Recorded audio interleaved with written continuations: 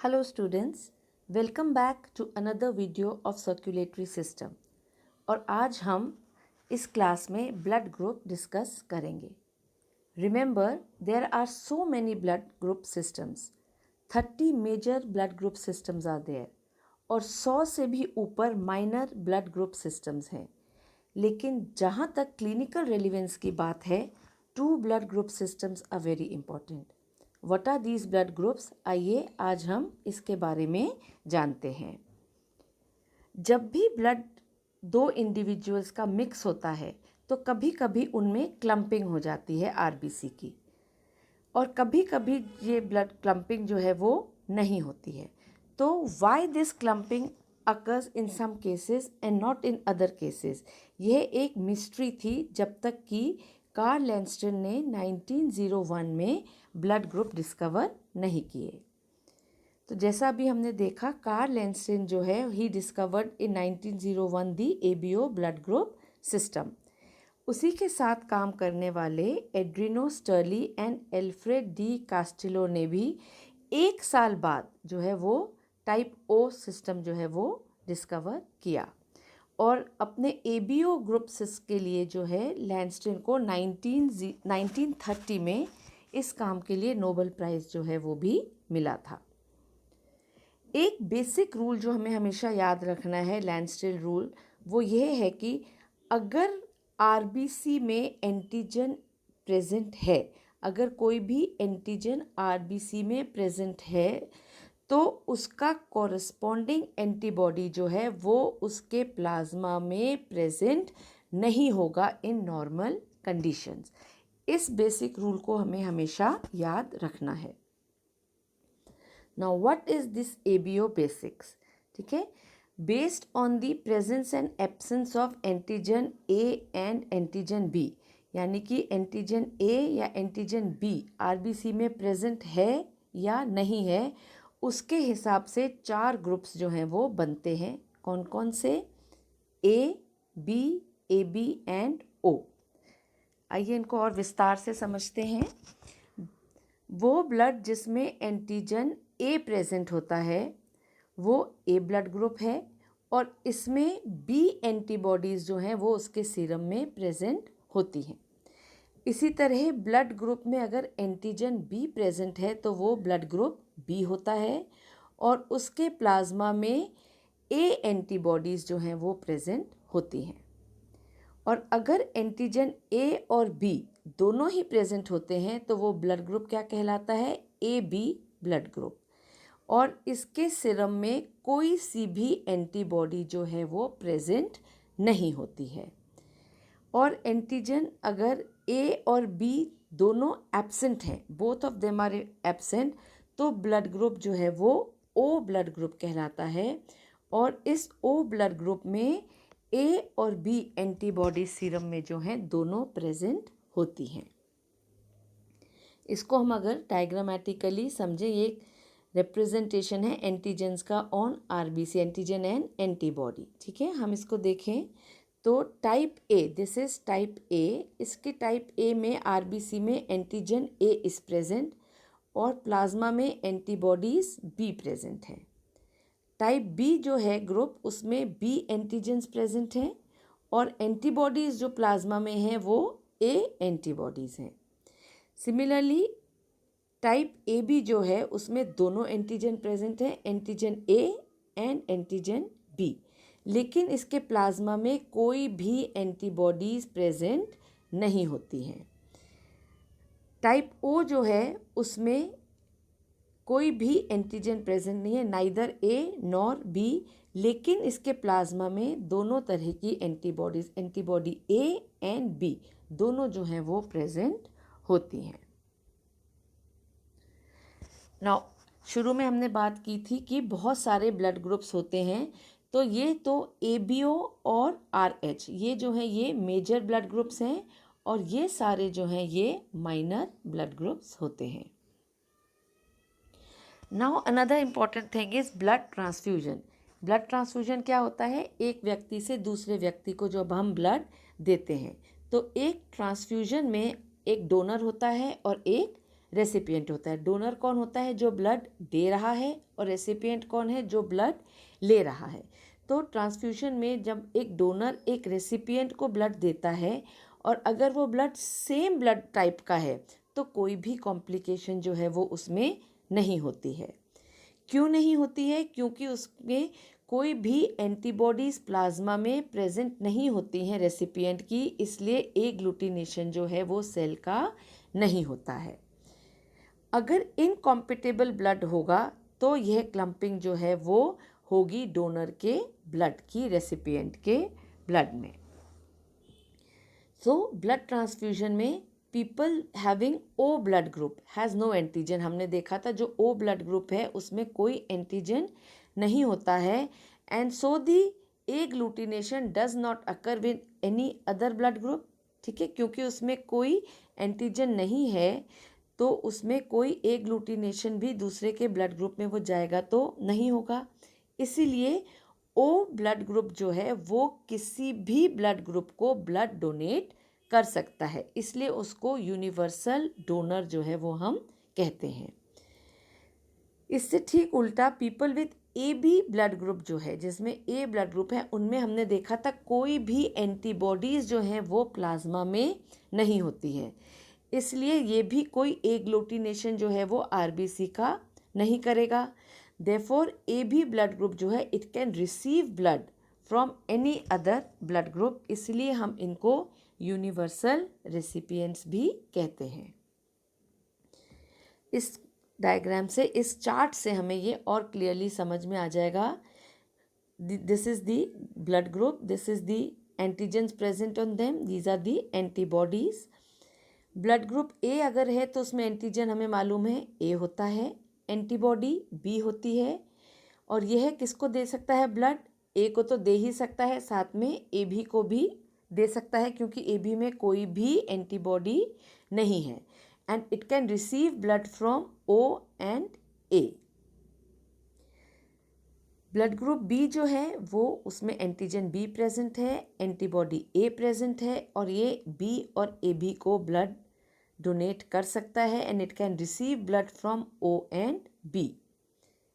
ए B जो blood group है उसमें हमने देखा था दोनों एंटीजन प्रेजेंट है, antigen A and antigen B, लेकिन इसमें कोई भी एंटीबॉडी प्रेजेंट नहीं होती है, इसलिए it can give blood to A B only. So this is, and it can receive blood from all other blood groups, वो ए बी ओ सबसे ब्लड जो है वो ले सकता है, therefore it is a universal recipient. Blood group O जो है उसमें कोई भी एंटीजन नहीं है, लेकिन दोनों एंटीबॉडीज़ हैं ए एंड बी, ये सबको ब्लड दे सकता है, it is a universal donor, but it can receive blood only from its own blood group, only from O. ठीक है, and these are the genotypes of the blood group.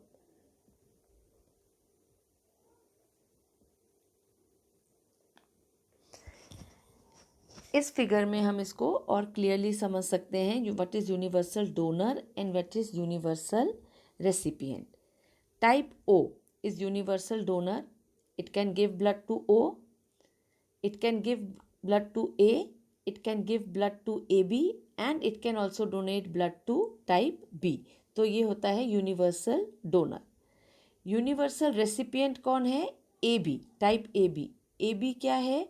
वो blood ए B जो है वो A B से ले सकता है, वो ब्लड बी से भी ले सकता है, वो ब्लड ए से भी ले सकता है, और वो ब्लड ओ से भी ले सकता है, इसलिए टाइप ए बी जो है वो यूनिवर्सल रेसिपिएंट हो जाता है क्योंकि वो सबसे ब्लड जो है वो ले सक रहा है, और ओ जो है वो यूनिवर्सल डोनर है क्योंकि वो सबको ब्लड दे सकता है।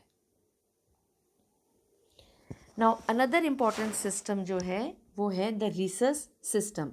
2/3 ऑफ द पॉपुलेशन जो है उसमें ये थर्ड एंटीजन जो है प्रेजेंट होता है, जिसे RH एंटीजन या RH फैक्टर भी कहते हैं। यह आरबीसी के सरफेस पर प्रेजेंट होता है, और इसके प्रेजेंस और इसके एब्सेंस पर जो है हम ब्लड ग्रुप को ना जो है वो पॉजिटिव या नेगेटिव होता है। It is either RH positive अगर ये RH एंटीजन प्रेजेंट है, और इट इज़ RH नेगेटिव अगर यह RH एंटीजन उसमें प्रेजेंट नहीं है।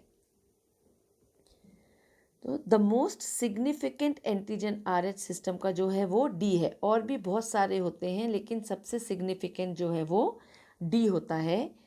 किसी भी इंडिविजुअल में को RH पॉजिटिव या नेगेटिव हम कब कहेंगे, जब उसमें RH प्रेजेंट है या प्रेजेंट नहीं है, D एंटीजन प्रेजेंट है या नहीं है। 95% ऑफ द इंडियन पॉपुलेशन जो है वो RH पॉजिटिव होती है और सिर्फ 5% जो है वो RH नेगेटिव होती है। अब RH ब्लड का ट्रांसफ्यूजन कैसे है? अगर ब्लड वो पर्सन जिसके ब्लड में RH पॉजिटिव है, विच इज़ RH पॉजिटिव, वो अपना ब्लड RH नेगेटिव को देता है, यानी कि जो रेसिपिएंट जो है वो RH नेगेटिव है और डोनर जो है वो RH पॉजिटिव है, तो रेसिपिएंट की बॉडी में धीरे धीरे इसकी एंटीबॉडीज़ जो हैं वो डेवलप होना शुरू होती है, प्रोड्यूस होना शुरू हो जाती हैं। पहला ट्रांसफ्यूजन अगर फर्स्ट टाइम ये ब्लड ट्रांसफ्यूज़ हो रहा है तो कोई ज़्यादा कॉम्प्लिकेशंस जो हैं वो नहीं होती हैं। लेकिन अगर सेकेंड सिमिलर ट्रांसफ्यूशन हो, यानी कि RH पॉजिटिव डोनर जो है वो RH नेगेटिव को देता है सेकेंड टाइम अगर, तो 15 डेज़ के अंदर अगर ये ट्रांसफ्यूजन हो रहा है या उसके बाद भी अगर हो रहा है तो सीरियस कॉम्प्लिकेशंस उसमें हो सकती हैं, वो फेटल भी हो सकता है।